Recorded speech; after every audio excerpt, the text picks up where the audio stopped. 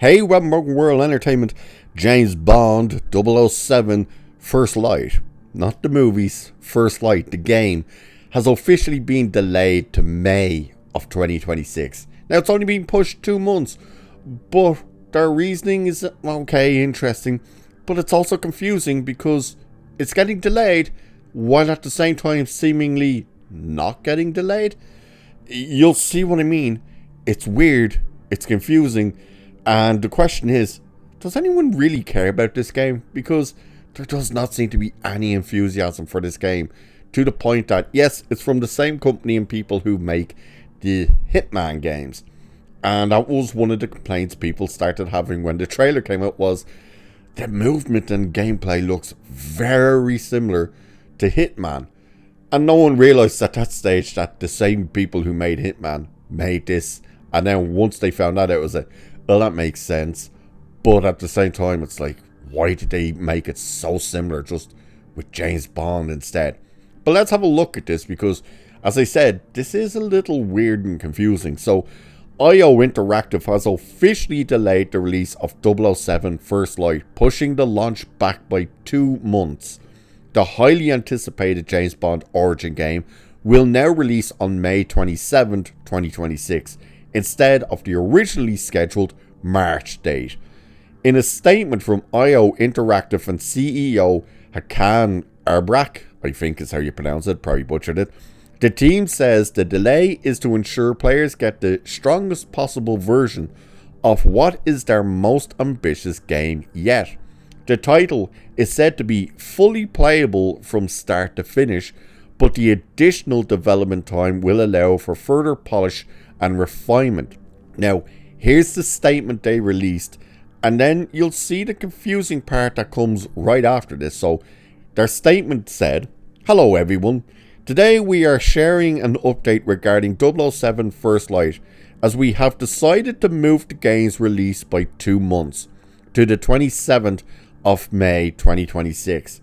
007 First Light is our most ambitious project to date, and the team has been fully focused on delivering an unforgettable James Bond experience, bringing together breathtaking action, globe-trotting, spycraft, gadgets, car chases, and more. And as an independent developer and publisher, this decision allows us to ensure the experience meets the level of quality you players deserve on a day one.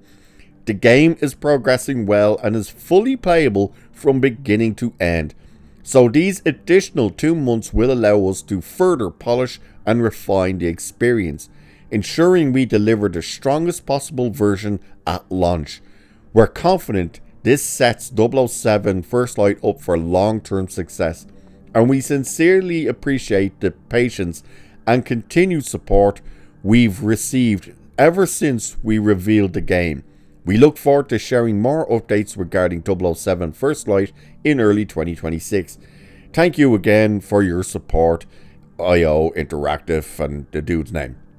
So, you're hearing stuff you want to hear when it comes to games, which is, hey, we're actually going to take our time and make sure the thing works to start with when you release these things, because, you know, that's something they need to do a little more of nowadays when you're making these things is, hey, can you actually put out a game that works?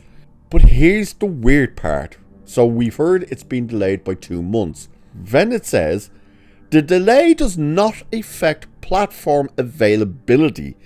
007 First Light is still on track to release for PlayStation 5, Xbox Series X and S, Nintendo Switch 2, and PC.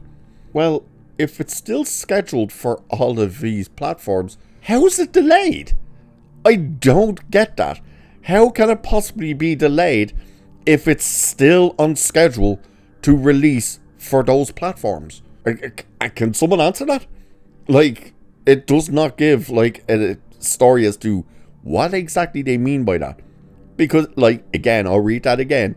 The delay does not affect platform availability. So, are they saying the game is delayed for disc? Or is it like the idea that the download version will be available? Because that doesn't make sense when the whole statement is that they're delaying the game itself to refine it and polish it and make sure that it's the best it can possibly be. If you're still going to release one version but not... I don't get that. That does not make sense to me at all. So the game tells a reimagined origin story of James Bond following his early days in MI6 and his first steps towards becoming the iconic 007. IO Interactive promises more updates early next year as fans await additional reveals, character trailers and gameplay showcases. Recent trailers have already introduced Bond, his MI6 mentor Greenway, Dr. Selena Tan, played by Eternal star Gemma Chan, and Lenny Kravitz as a villain. Lenny Kravitz is the villain, Jesus Christ. So, again, it's good that they're saying, hey, look, we're delaying it by as little as 2 months to make sure that the game is exactly what it should be when we release it. Because there's nothing worse than a game dropping, you buy the game, and then you spend the next year every week getting updates for patch notes. It's like, why couldn't you just release the game working? Just because they keep rushing these games. Look at Call of Duty at this stage. Every single one of them games that they release is a disaster. They never work properly, and they spend the next year just constantly doing updates, patch notes, fixing things, all this, where you're just like, can you not just take your time? Like, we're coming into 2026. 2026, realistically, there should not be a brand new Call of Duty game. They should not release one. They need to take their time. They need to just take a big step back and go, we're waiting a year or so before we do another one. This idea of, no, we got to pump one out every year, and then they spend the next full year just trying to fix it. No, make the best possible game you can. So delays like this are good news for the most part. Not when the games get delayed by years and years. Looking at you, Grand Theft Auto 6. That thing will probably come out in 2040 at this stage. Good God. But this idea that it's delayed but seemingly not delayed, again, that is confusing the hell out of me. So the idea, it's not affected on platform availability. So what are they trying to say? Like, are they trying to say you can buy it on the March date but you can't play it?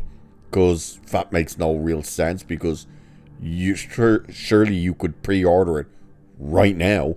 So I don't understand how that makes any sense. The idea that it's delayed but then you could possibly still play it on all these systems, whether it's like they're not delaying the digital release but the physical release is delayed.